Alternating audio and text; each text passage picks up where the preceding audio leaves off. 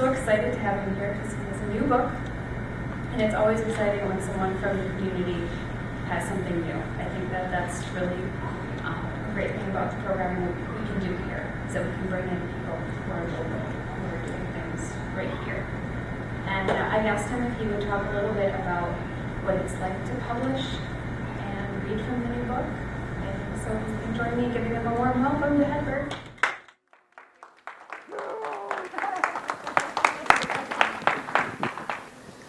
Yeah, this is like being at home. As a writer, I've spent a lot of time in libraries, and as you know, because this is your library, this is one of the better ones. And we have a staff that is really attuned to working with you and me. Not only to make sure we get the books that we want, but we get some of the benefits of the special programs that they bring in.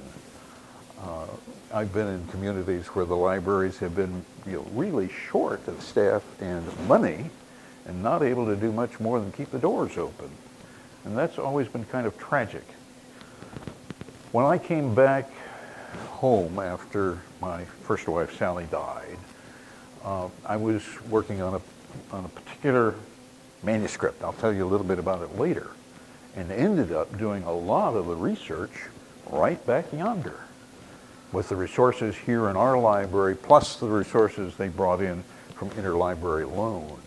And as a consequence, there will be a book that I can say I started it right out there about 50 yards from where we are now.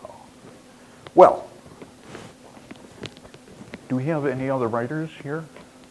Yes. Help me with your name. Frank. Frank is from Edgerton. He is a chef at the Edgerton Hospital, and he is also working on a book. So, talk to him afterwards. One of the things Melissa asked me to do is to share a little bit about the life of being an indie author. As most of you know, I was published first by 5 Star with Early's Fall, came out in 2009. I lucked into that. The first manuscript that I wrote and jobbed around was, down back in, I was jobbing it around in 1994. And it was to be the great American novel, a saga, 1,060 pages long. Nobody ever told me that no publisher would publish a first-time novel that long. First-time novels have to come in about 320 pages, give or take, 80 to 85,000 words. After that, it gets too expensive. They have to put a price on the book that, well, who's going to pay that much for an author they don't know? So my book had no chance of being published. I learned that after 126 rejections. But in it, there were a lot of good stories. And I'll tell you about those a little bit later. But that's really where I started as a fiction writer. Well, it's back when I was a graduate student at the University of Tennessee, starting in 1990, and then working for about 3 or 4 years there and doing a lot of my own writing. Finally, as a newspaper man, I had time to do my own writing. As a reporter, most of my colleagues and I, we were working on our jobs, even in the off hours. And while we wanted to write fiction, we just didn't have time. I know of only a handful of working journalists, personally, who are published authors. Most of the others who would like to be, they don't have the time to work on it. And I understand that. They have to wait until they get a lighter job or they retire, and hope that they haven't lost interest by that time. Well, after the first book came out with 5 Star, 5 Star sells at that time primarily to libraries, and they and I did very well together. So John Helfers, who was my man there at 5 Star, said after I begged him, will you look at the next manuscript? When the first one came out, he said, well, let's see how it does. And then we'll decide whether we look at the next one. And it did well enough, and so he said, yeah, let's look at it. But he also said, since your last book came out, our company has been sold to another. We are now owned by a larger corporation that produces primarily nonfiction books. And they don't understand fiction, and they've written new guidelines that you're not going to like. And I didn't. It required that all of us who were writing fiction, whenever we mentioned a brand name or a place name like a hotel, and in my James Early stories, I use the big hotel in Kansas City, the Millbach, and the rules say you have to get permission. You, the writer, have to get permission just to use the name, even if nothing bad happens in the hotel. To which I said, well, come on, you're being silly. Well, that and a few other rules, they rejected my book because I wasn't willing to do it their way. Fortunately for me, the business in publishing had changed enough that if you were willing to work hard, you really didn't need a traditional publisher. Here's what a traditional publisher will do for you if you get a contract. They may edit your book. I stress may. If it's a major publishing house, they won't, because those editors are in the business of buying books, buying manuscripts, getting them through the process of getting published. They don't have time to edit. At the smaller houses, like Five Star, at Midnight Ink in Minneapolis, yes, you get an editor assigned to you, and most of them are pretty good, and they will work with you. But at a big house, editing, forget it. It's not going to happen. They will print your book, and they will get it out in their channels of distribution. They will not promote it. They don't have any money for that, unless you're James Patterson. You're already selling 1 million copies a year. Yes, they'll put a lot of money behind James Patterson. Jerry Peterson? No.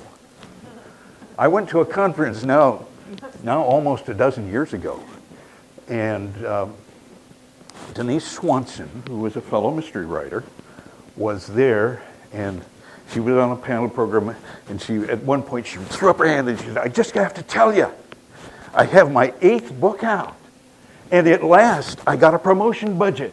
They gave me a poster. That was her promotion budget. Well, that's more than most of us get. Most of us get nothing because the publishers don't have money for that. We promote our own books even though we're published by somebody else. If we don't do very well. That bothers a lot of writers who would rather be, and I'm one of them, who would rather be at the computer writing because promotion takes time. You've got to get out and meet people, talk to people, and do events. That's time consuming, and it's writing time for most of us. But we were having to do that anyway with a major publisher or even a mid-list publisher. So as an indie, we're doing what we already were doing in promotion. We're out there where you are. All right, what's the cost? You may get a small allowance, advance. An advance is simply they'll write you a check and then say, if your book sells enough copies and we make enough money back to cover that advance, then we'll really give you some royalties. And the royalties are 15%, 12% of the retail price. Well, you can see that's not very much for a book that may be selling for $20 or $25. Here's the difference. If you're an indie publisher, if you're an indie writer and doing your own publishing through CreateSpace for a print book, where most of us publish to get it printed and distributed, the royalty is 30% if the book is sold through Amazon, 55% if it's sold through CreateSpace. If it's an ebook, and this is where most of the indie writers are going, with a Kindle book, the royalty is 70% if you price it right, which means $2.99 or above for a book. Well, we figured out quick enough that with ebooks, we can make more money over a smaller number of unit sales than we can with a larger unit sales with a traditional publisher. We can do better on our own if we're out there promoting. And those who are doing really good jobs of promoting their ebooks are doing well. Are they making a living? Am I making a living? Marge wishes I was. No. Most writers are struggling just to make their expenses and feeling good if they do. It's only less than 10% of the published writers out there who are making a living. And it's only a handful, maybe a dozen, who are really making a great living, James Patterson being one of them. Bless him. He came to Lake Geneva, now about 12 years ago, when he had written a book set in part in Lake Geneva. And he's a gracious man. He was signing books that day after he talked to us from the balcony at the Riviera. And we all got our number and got in line at the library. I was number 364. And the line extended that way for another 300 people. When we all worried it was getting about lunchtime, he's going to take a break for an hour and a half, and we're going to be standing here. He didn't. He looked out there, he saw that line, and he kept signing. He worked through his lunch hour. I talked to him because I got to him about 12:45, and he said, I'm here because you're here. You want me to be here? I'm here. Very gracious man. I'm very impressed with having met him, having talked to him, having actually interviewed him for a story that I put up on my website. Well, there's James Patterson. He's one of the handful who's doing very well, but it's only a handful. The rest of those who are in that 10%, they're just making a living. The rest of the 90%, we're trying to make expenses. Most of us are writing because we enjoy it. We're storytellers, and we do it because we like to tell stories. I do it because I finally got good enough at it. And it took me 9 manuscripts to get one good enough for 5-Star to give me a check. And then I broke in. I was a member of the Published Club. And since then, because I learned how to write, my storytelling is much better. And now I'm able to go back to some of those stories I wrote back there at the University of Tennessee and bring them back up and rewrite them to make them sing the way they should have the first time around. Let me check a note, make sure I haven't missed them. All right. Your book's in the stores. If you're, again, with a major or a lesser publisher, it's going to be there for 6 weeks, maybe. And if it isn't selling, boy, that's the end of it. It's called remaindered. Goes back to the warehouse, and then they put it out for $1 book or $2 book on the remainder table. 6 weeks.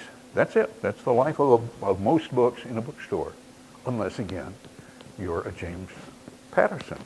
His books are going to stay around because they sell. But all the rest of ours, 6 weeks, that's it. They're gone. All that work just to be in the store for 6 weeks? Here's the advantage of being an indie author. We put our books up on the websites, on the internet, on Amazon, on Kindle, and they're up there forever because we own the publishing rights. My book, Early Fall, is still up there as a book from 5-Star. It's not selling much. I actually bought out the warehouse when they discontinued the book, and I own most of the copies. If you order it, you may get it as a print book. You will get it as an ebook, but it's priced too high. It was originally priced at $9.99. Who's going to pay $9.99 for an ebook for an unknown author when most ebooks are going for $1.99 or 99 cents or free? But once, as an indie author, we've got our rights to that book, it's ours and it's up there forever. At some time, 5 Star is going to discontinue it totally. Actually, I'm going to buy back my rights so that I can bring it out again as a book that I own right now. By contract, they own it. I can't do a thing other than let them continue to sell it as long as they wish, knowing full well they aren't going to promote it. So that's one of the advantages of being an indie author. We own our work. Once we publish it, it's up in the internet and it's there forever. And that's nice. One of our guys who discovered that, Joe Conrath, a mystery writer in Chicago, really put the push on. He, like me, had to write 9 manuscripts before he sold his 10th, and he's sold everything since. Plus, he's gone back and he's rewritten all of those that never sold, and he's bringing them out, and they are selling very well because now he's an established author with an established readership. He's doing better than he ever did with a publishing house. He does still carry 2 contracts with traditional publishers. All the rest of the books he publishes himself. So there's the advantage of owning your own book, being your own publisher. It's up there forever. But the downside is we can't do it alone. We can write it, and we can hope that we're sharp enough as readers, or I have somebody like Marge who is a very good proofreader, that we can catch most of the mistakes. Or we can hire an editor. An editor may cost you $2,000 to $3,000 if they're really good to edit your book. But they will make your book ever so much better. They are professionals at it. I can be an editor for somebody else because I can read their book first time and I can see lots of things that the writer doesn't see. Just as an editor can read mine for the first time and see things I missed because I'm so familiar with the pages. When I put up Rage on Kindle last night, Kindle spell check caught 2 misspellings that we missed them. And a half dozen other people read it, and they missed it. I understand that. 2 words. One, catapult. I left out the A. It was catpult. And the other was dungarees. D-U-N-G-A-E-R-E-E-S. I spell it D-U-N-G-E, dungarees. Well, spell check caught it. It also caught 5 others and said, are these wrong? Actually, they were words that I spelled in deliberate ways, and I simply pushed the button. They're okay. Thank you, Kindle. I didn't know about that. And I was telling one of my fellow writers in Madison with whom I was working about that, and she said, gee, I didn't know that Kindle had a spell check. She said, I'm going to use that, because she too is publishing her own books. So, you hire an editor if you don't feel confident enough in your own work, in your own editing, or don't have somebody else as a volunteer editor for you. That can cost you $2,000 to $3,000 for your book. Next cost, you have to hire a cover designer. Melissa Alvarez designed this cover for me. When I stumbled on her prices were $150 for designing a cover. This one was $300 because for it she also agreed to format the interior of the book. And then she sent me a note about 6 months ago and she said, you need to know, I just discovered I've priced my services too low. I've checked to see what comparable book designers are charging. And I'm only at 1/3 of where I should be. If I were to stay with her, the package to do a book would be $1,100, and that is still cheap. Other cover designers and interior designers are charging for a combined package $2,000 to $4,000. And their work's good, and it's worth every dollar. But for some of us of limited resources, we have to make some decisions. And one of the decisions was I couldn't afford to stay with Melissa. So I found another cover designer, and she and I are going to be working next week on the cover for The Last Good Man. And I'm going to design the interior of the book. So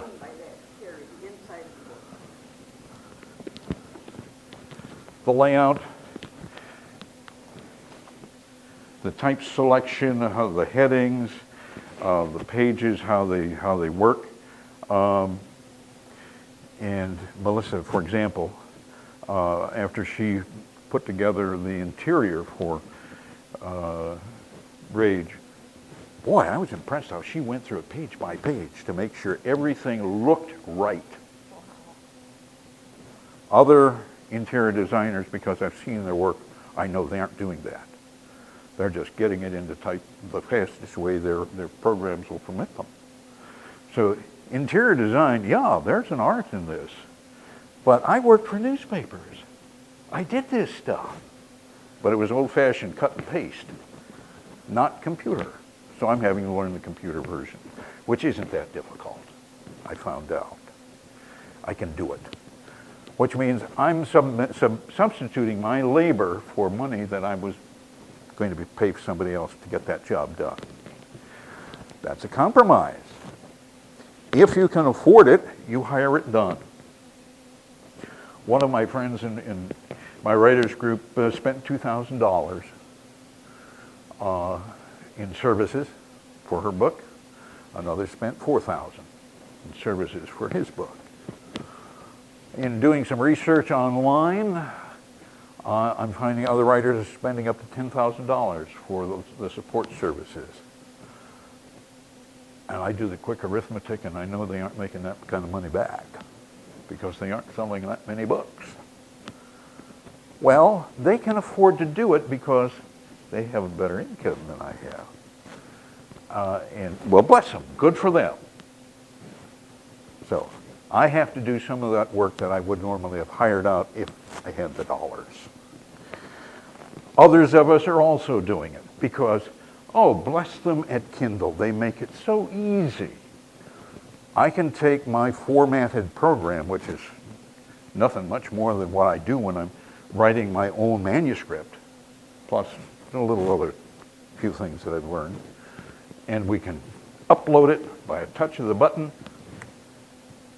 and in about 5 minutes, it comes back a report that everything's okay. This book will be up online within 16 hours. Actually, it was up online in 4 hours. Wow, they make it so easy. It's wonderful.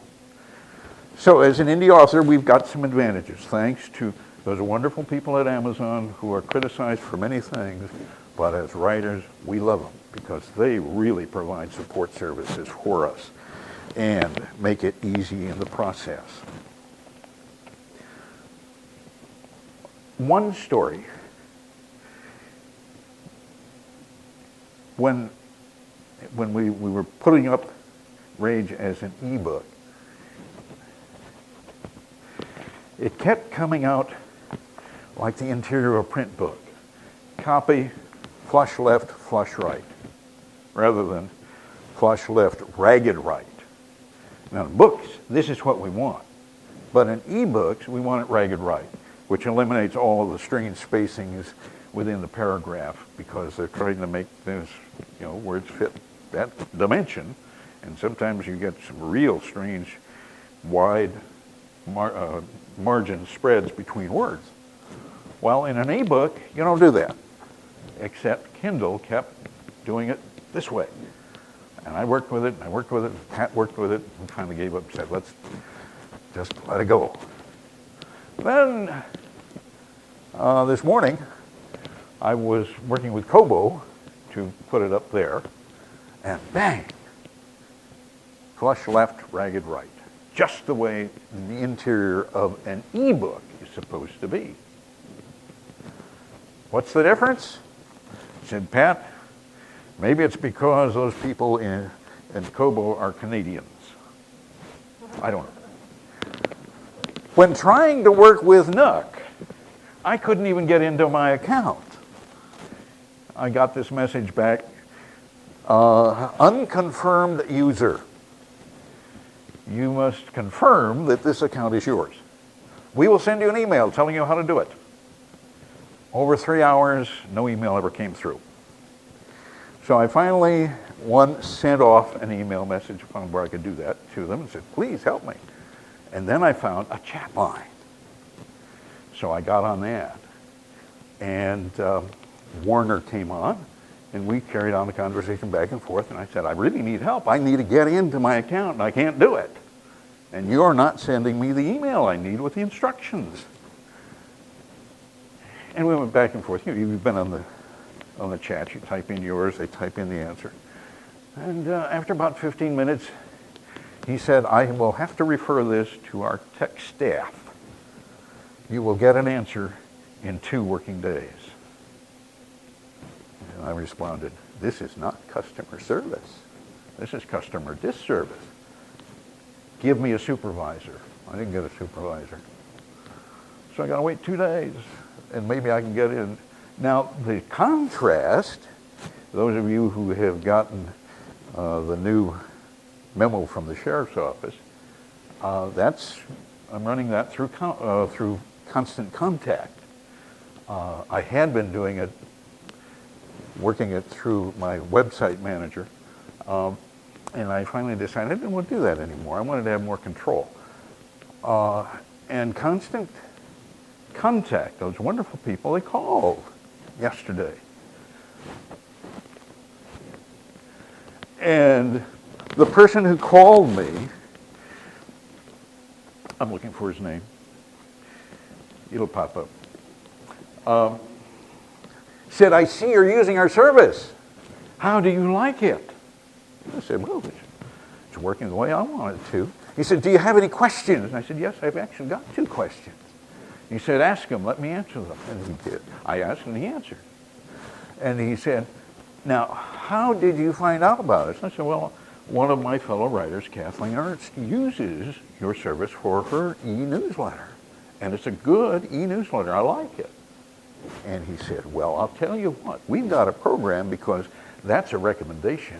I'll credit your account with $30 and I'll credit Kathleen's account with $30. He spent $60 just because we are using his service. And he said, now, if you have any problems, any questions at any time, I'll send you my telephone number and you call me. He said, but if it's after hours, he said, I may have to relay it to somebody else. But if it's during business hours, you call me. Now that's customer service. Yeah. That's what that's what you and I want. Real help getting problems solved. I'm not getting that from Nook. I know Amazon is in big financial trouble. They cannot sell the company because nobody is willing to put up the money. The man who wanted to acquire the company wanted to sell the Nook part of it, which would probably mean that Nook would eventually go out of business because Nook is losing money to Kindle. Barnes & Noble is losing money to Amazon. So this wonderful company, and my writers group meets at Barnes & Noble in Madison every other Tuesday evening, may not be around in 4 or 5 years. Well, that's life. So it means Nook, and Marge has a Nook, at some time maybe just a brick, a paperweight. And we will get Kindles because that's doing the big part of the ebook business. Remember how Kindle makes it so easy for we writers? And how easy they make it for you if you want to buy a book? Wow. They are attuned to working with customers. All right. How do you do this business? First of all, you write a book. Isn't it fun? How long does it take? Well, some writers, like Sherry Derwilly, Sherry and I grew up next door. Her dad, Ralph, had the farm right next to us. I didn't know Sherry well as a kid. I got to know her 15 years ago when she was still early as a published writer. And she's publishing primarily ebooks. I was surprised to see that she's got some print books. And she will turn out 4, 5, 6 books a year. She's a fast writer. Now, they're not long books, but they're pretty good. And she has a loyal readership. Big sales? No. Her ebook publishers are happy if they sell 300 copies. They can make money. So I know she's not got big book sales, but she writes so much and so fast, and she's developed a loyal readership. Anything she puts out, it goes to her fans real fast. She's an interesting writer, and you may want to pick up one of her books sometime. Oh, incidentally, I'm supposed to mention the reason I picked this one up. It's from a display over on the old reference desk of Rock County authors. And there are some great old books that I thought may not even be in the library anymore that are out there, plus some great newer books. So do stop by, take a look at that. I'll return this to the display as well.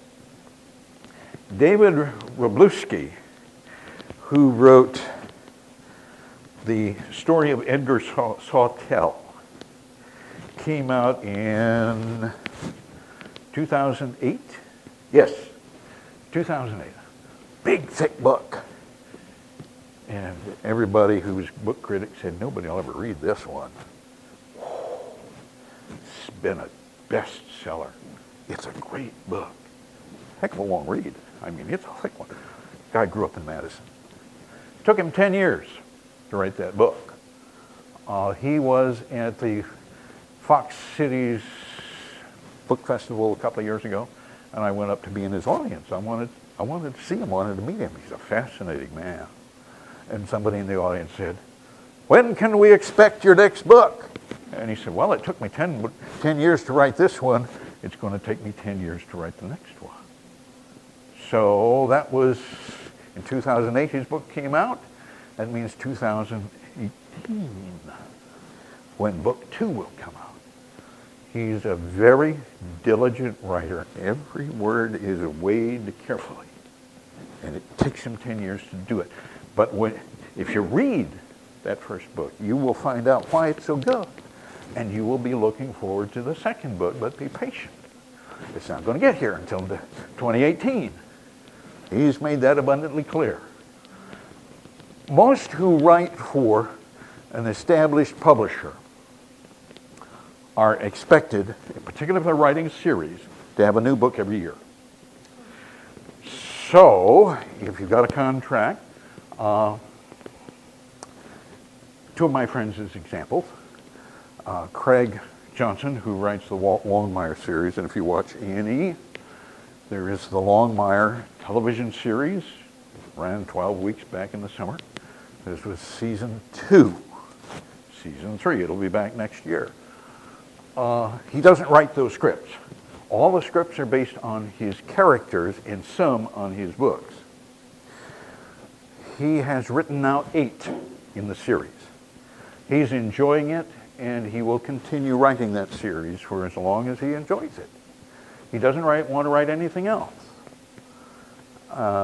Contrast that to William Kent Kruger, who writes the Cork O'Connor mystery series. Kent lives up in the Minneapolis area, and his stories are set up in the Iron Ridge country. His series has been eminently successful. I think about 10 books in the series now. A couple of books ago, he was just sick of writing that series and wanted to write something else. So he took a break. He wrote 2 books that he wanted to write. The publisher went with them, crossed his fingers, said, I hope these will sell for you, Kent. And they didn't. They bombed in the bookstore. Very good books. But Kent's readers wanted another Cork O'Connor mystery. They didn't want this other book that Kent had put so much love and care into. And so Kent is now back writing the Cork O'Connor series and doing very well with it, thank you. and I talked to Kent because we get together from time to time at conferences. He had wanted to write that book that would get him the Hollywood contract. He's come close. He still wants to write that book. But I don't think he's ever going to get to, because his publisher now demands that he write Cork O'Connor mysteries. And a Cork O'Connor mystery isn't going to get him a Hollywood contract. But he's making a good living.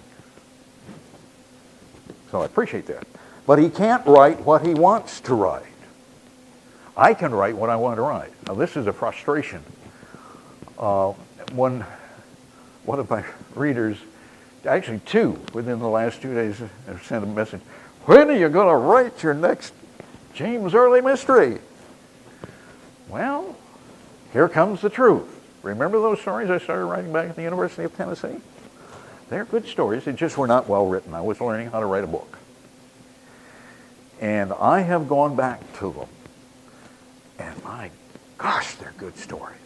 And now I know why I got those 126 rejects. Because they were not well written. Now I can write them well. And I have gone back. I started actually out of order. I should have started with a book that was originally titled Wings Over the Mountains, set in eastern Tennessee, the Smoky Mountains area. That's where I should have started, and then progressed from there. Because the first book was in 1923 or 24. Next one was going to be in 1926, then about 1932 or 33, and then there was going to be one during World War II. I always wanted to write a World War story. And I have one outline for that series, and I have another outline for the James Early series. But I haven't been able to write either one because I just haven't been able to get to them. Well, remember I told you I was a graduate student at the University of Tennessee. 1988-89 was the year I started. So I know that campus well. And somewhere along in the time, I started to think there's a story here. And I finally created a character, Pappy Brown. And the book is called The Last Good Man. Pappy is 65. He has been a plumber all his life. He fought his way through World War II in Europe, came home, had to make a living. Someone was willing, another plumber, an established old guy, to teach him the business. And he was good at it. Made a good living. When he was ready to sell out to his son at age 65, he had 8 others working for him. His business is worth roughly $500,000. He made his deal with his son to buy him out for cheap. You should do that with your son. As Pappy says, if you're a good son, you'll buy it out on my terms and I'll make sure you can afford it because I'm a good father. Pappy then suddenly discovers he's got nothing to do other than to fish and drink beer. And that's not good. One morning, his granddaughter takes him aside and says, "This has got to stop. You're just ruining yourself." He said, "But I got nothing to do." She's a junior, rising junior at the University of Tennessee, and she says, "Grandpops, you always wanted to go to college. Now's your chance." So he does, and becomes the world's oldest freshman. Here's where a writer starts asking questions. All right, I got my character, and he's an interesting guy. He's a widower, he's got a daughter that he loves, he's got a son that they get along with. A granddaughter and 2 grandsons. He's only got one son, Stevie. Doesn't get along with Stevie's wife. Stevie's wife doesn't get along with Pappy. They tolerate one another. There's kind of family tensions that exist. But you ask yourself, okay, I got this character. He's going to be new at the university. He's got to have a friend. And those of us who have been to college, you know, we meet somebody in that first week, and boy, it just clicks. Usually somebody in the registration line. And so I had him. Well, Pappy's about Bill's height, with a butch top, World War II haircut that he never gave up.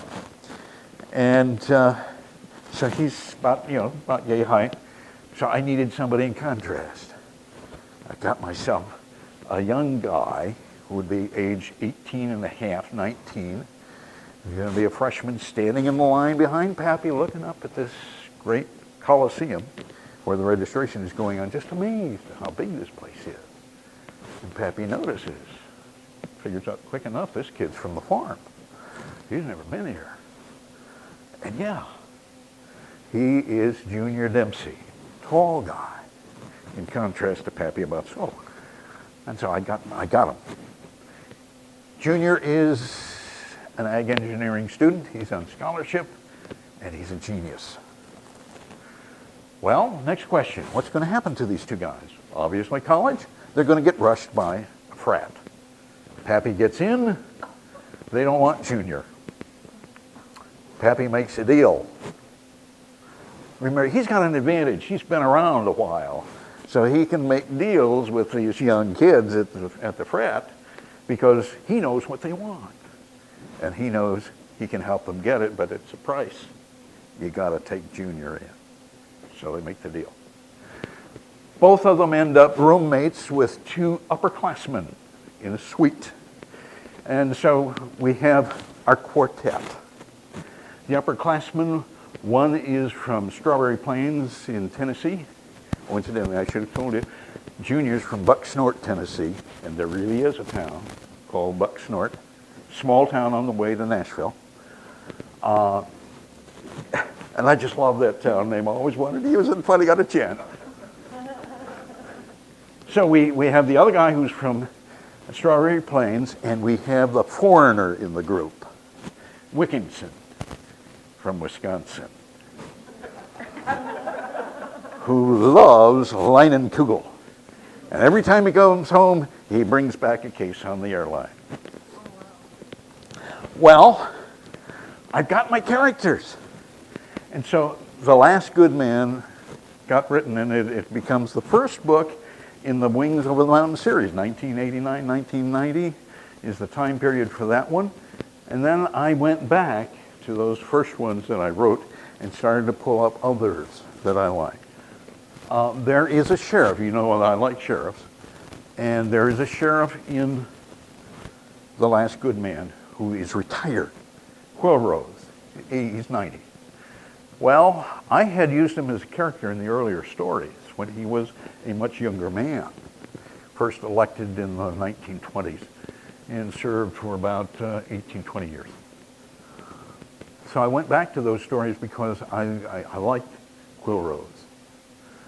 And so I pulled up a story where he is the featured character, and a story called Capital Crimes, and that is set in 1933. The prohibition is still on.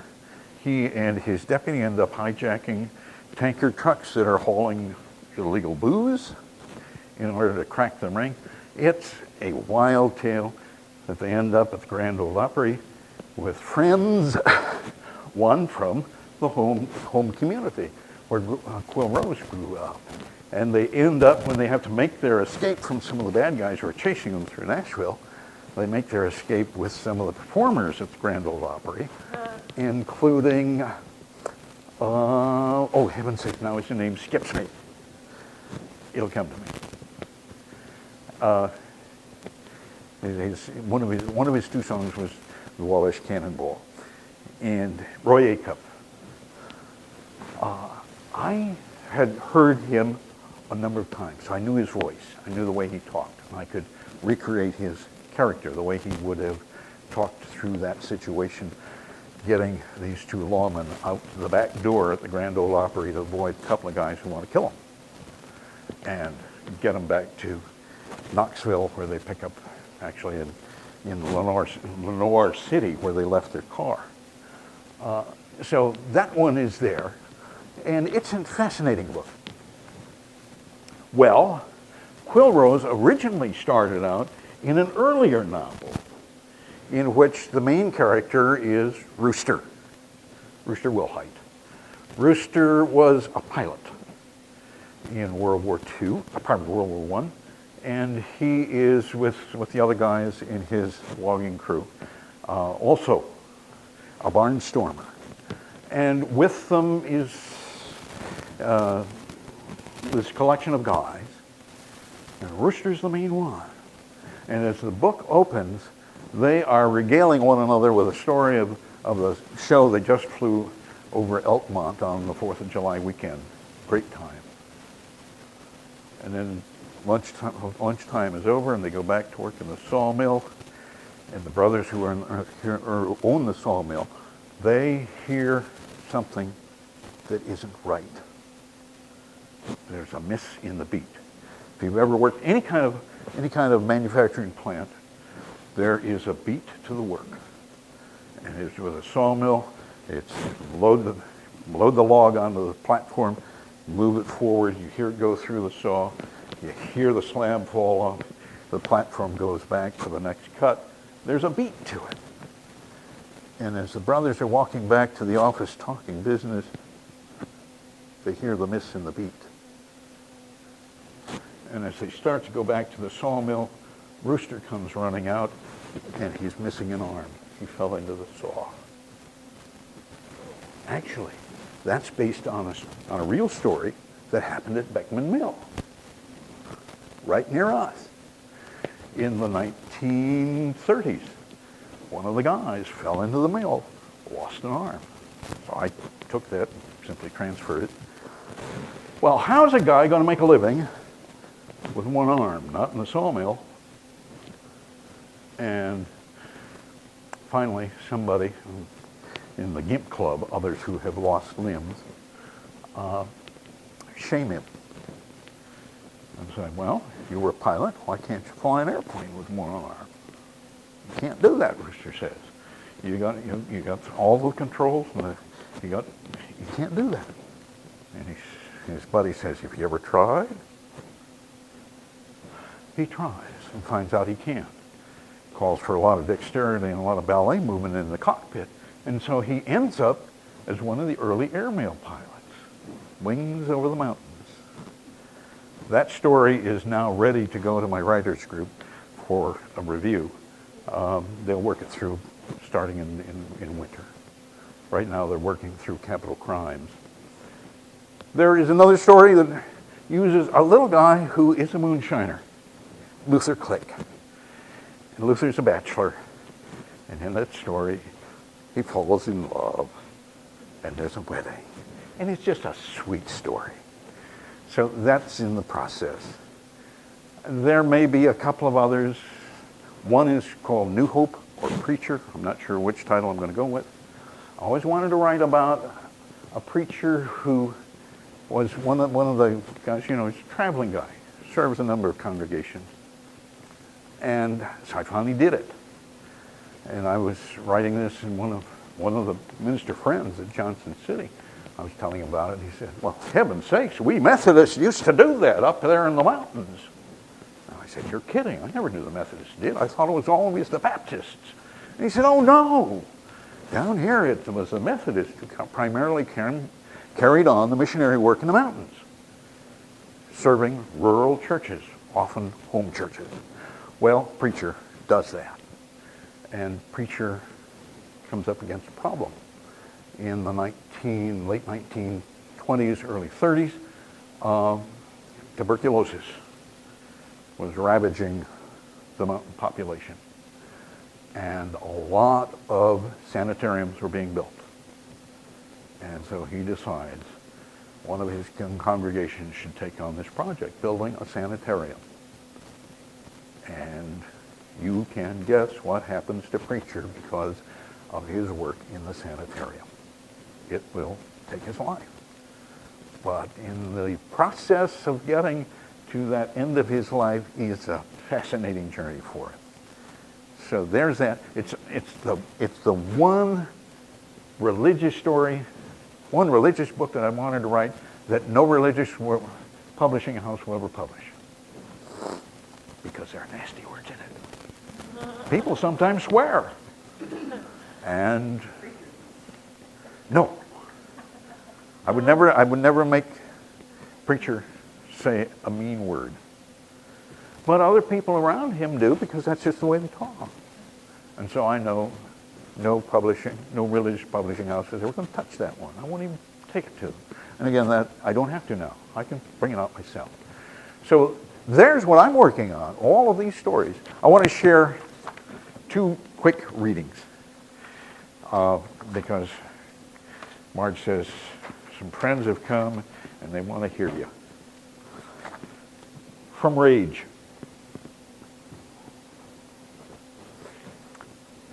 Rage, chapter 1, 7 o'clock. Remember the Alamo, remember the man, remember me. Those words, a kind of memory stone, rolled through Thad Cardwell's mind as he turned the blade of his art knife against a whetstone. It wasn't his knife, actually. He'd put it in his pocket during art class and just managed not to remember to leave it at the end of the hour. Borrowed it, one might say. Besides, it was sharper than anything he had, sharper still now, sharp as a scalpel. He drew the knife through a sheet of paper, cleaving it and the page in 2 neat. The boy, tall, gawky, his hair a thatch that broke the teeth out of pocket combs, opened his history book. He sliced away at a pattern he'd drawn in the center of the pages, deepening at the excavation, humming aimlessly, tunelessly as he worked. He'd wanted to be in the choir, but when he couldn't tell whether a C was above or below a G, the choir director thanked him and suggested he pick up another shop class. Another shop class, you're right. He'd borrowed a small bottle of Elmer's glue at the Ben Franklin store and pasted the edges of the book's pages together so that nothing moved as he deepened his incisions. He stopped and threw away the new mess of scraps he'd cut from the heart of the book into a plastic bag. This he would have to dispose of. Cardwell gazed at his work. He set the art knife aside and ran his hand around inside of the cutout, pleased at how smooth it was. The point and the blade on that art knife, they made all the difference. And now the test. Cardwell picked up a Walther 38 from a blanket beside him. Not his gun. He didn't own a pistol. He had borrowed it, too, from the drawer where his uncle kept it. And last night, with great care, pressed 8 bullets into the magazine. Now he placed the gun in the cutout. He admired it. A perfect fit. Rage is about shooting at high school. You've met the main character. You've met the young man who commits the murder. He will murder his English teacher in front of a classroom full of students. He is guilty, and everybody knows it. And A.J. Garrison will be appointed to defend him. It's a hopeless case. All she can hope to do is find some way to save him from the electric chair. That's Rage. Quick story. Anybody here a handgun expert? Do you see anything wrong with the picture? Let me tell you. When I wrote this story, I have him with a Luger, because that's an obviously recognizable German World War II piece. Actually, it goes back to World War I. And I didn't remember what they looked like. Melissa found this, and I liked it because my guy is left-handed. Now, she didn't know that at the time she found this photo. Left-handed, holding a...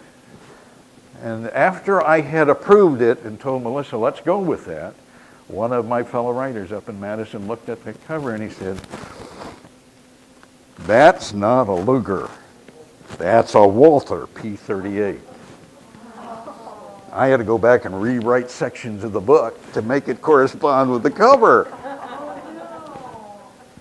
You know, it isn't that difficult. One of the nice things about working with computer programs is you've got search and replace. So it was easy to fix that. Told you about the last good man. Let me take you to one of the adventures of the Caballeros.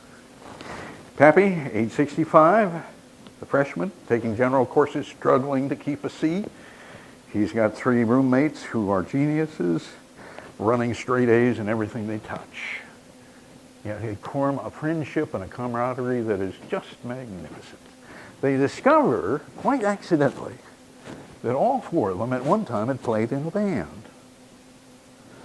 And so, coming back from Christmas, Pappy brings his banjo, one of the guys brings his guitar, actually his grandfather's guitar, a Martin, and another guy brings his electric bass.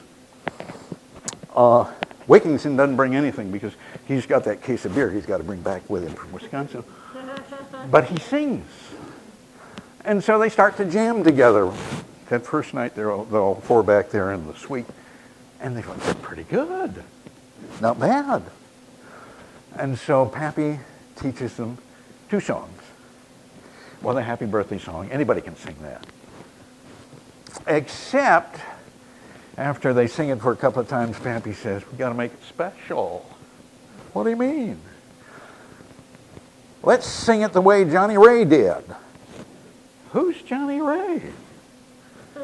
Do I have to teach you guys everything that happened before you were born?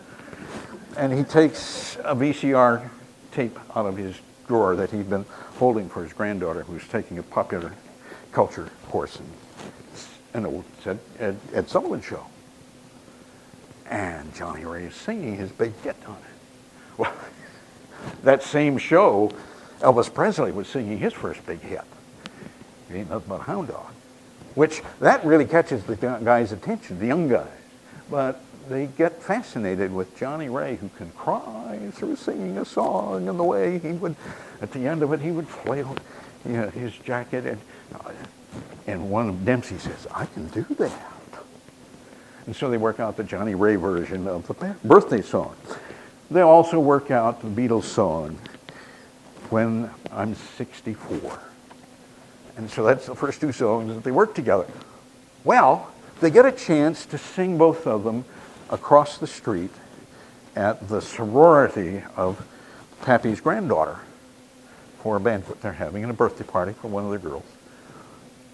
They do so well, everybody loves them, that they get a paid gig for another sorority down the street, the Omicron Row.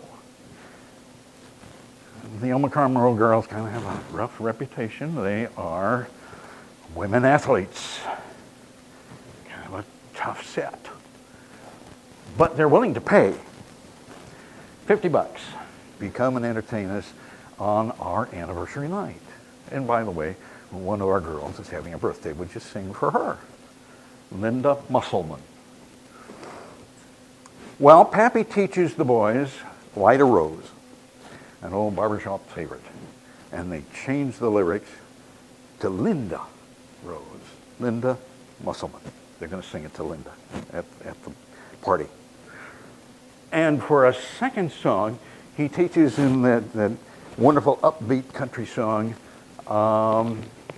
Hey Good Lookin'. And now they've got a 10-minute show. So it is January.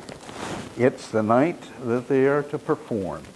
The Caballeros chatted among themselves as they strolled up to the Omicron Row's house at the requested hour. They went inside and laid their jackets, and caps, and coats on the back of a couch in the living room. From there, they drifted over to the dining room door, closed. Wickinson cracked it, and he peeked in. Well, Pappy asked, cake's coming out now. Wickinson waved to somebody in the dining room. Pappy punched in. What's it all about? Well, it's the Omicron Row president. She waved to me. You know, the sorority president? Hey, I get around. A clicking of spoons on water glasses interrupted. Attention, girls, attention. A voice inside the dining room called out, tonight is our sorority's anniversary dinner. And it's also a birthday dinner for one of our sisters, Linda Musselman. We have booked something special. A smattering of applause came.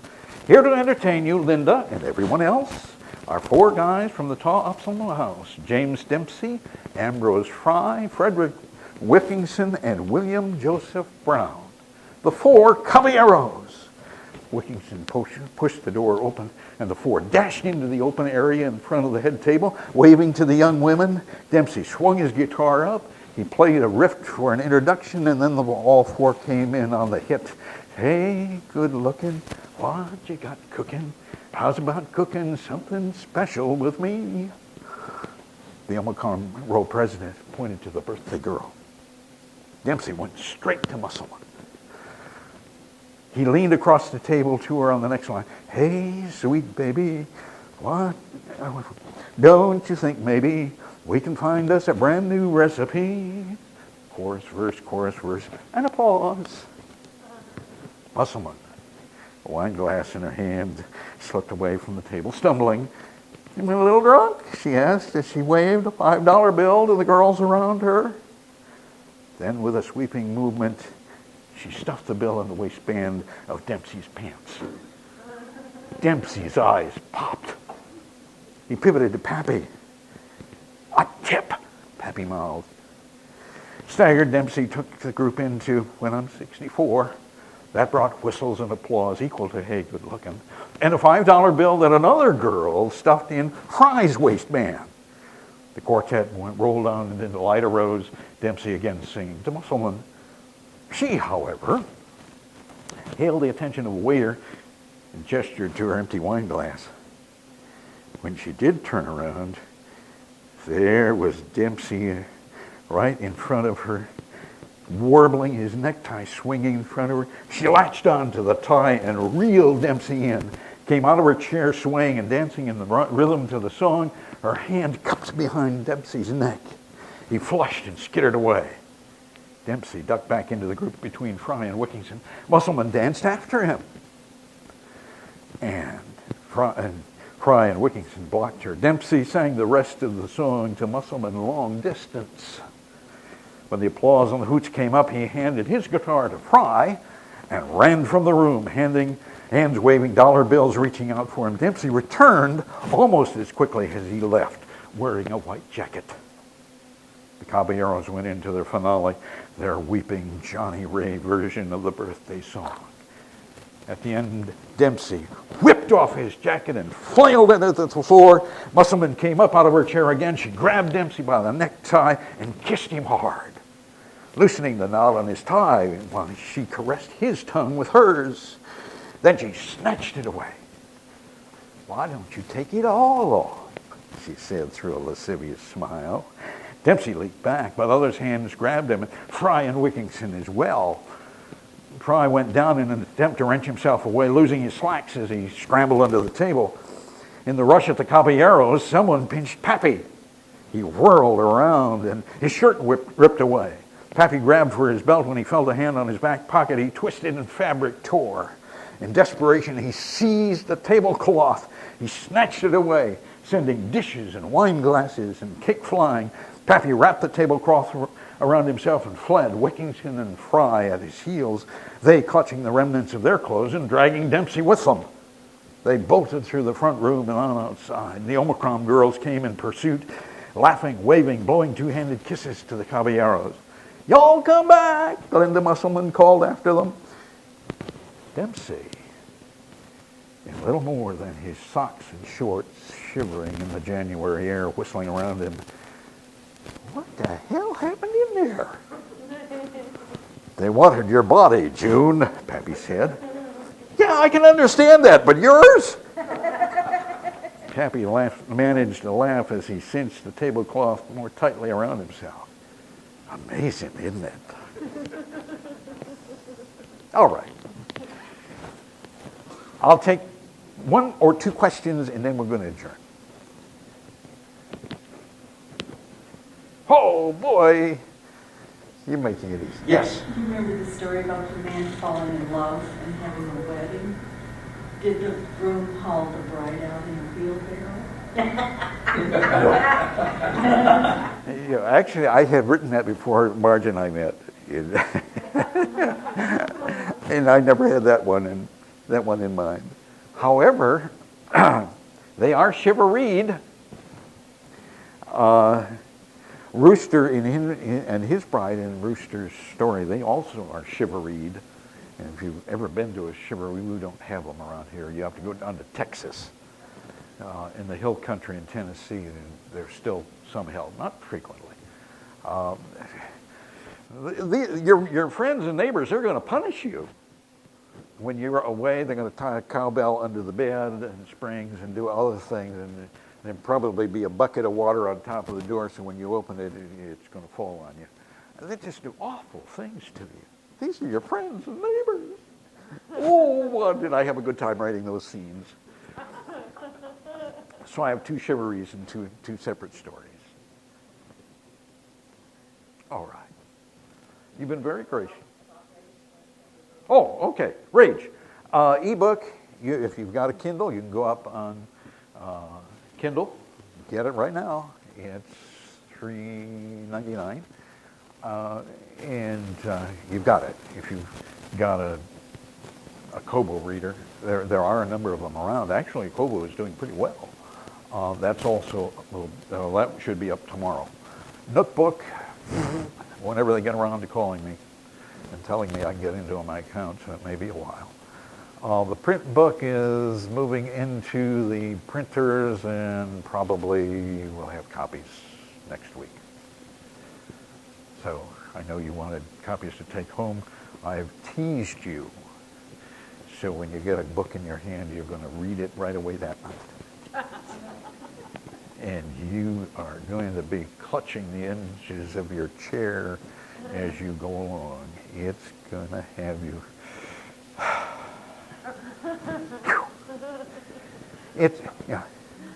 It's a courtroom thriller, and there are surprises and surprises and more surprises. One last story about Rage. Sally was from eastern Kentucky, Grayson, right in the foothills of the Appalachians. There was this murder at her old high school, Grayson High School. I happened to be in the community at the time. I was when Sally was still living, and boy, they hushed that one up fast, and they hustled that kid off. I don't think there was even a trial. And that always bothered me. None of us ever got to find out why. What would cause him to do that? Well, I got a chance to tell the story, although nobody in Grayson, Kentucky will ever recognize it because it's a different time, different place, different names. But it's that crime that caused me to want to write that book. And one last story about it. I was at a conference, and one of the top New York literary agents was there. After we talked about it, I told him the story. He said, "Send it to me. I'd be glad to read it." And he's the only agent who ever sent back a personal note. And he said, "I cannot represent this book. I cannot represent a book in which a child murders somebody." And I said, "Well, okay, I understand that. I'll see if I can find a home for it elsewhere." I never could, but the story was so good, so compelling, that, well, here it comes. And it's in the A.J. Garrison series. Okay. You've been very gracious. Thank you very much.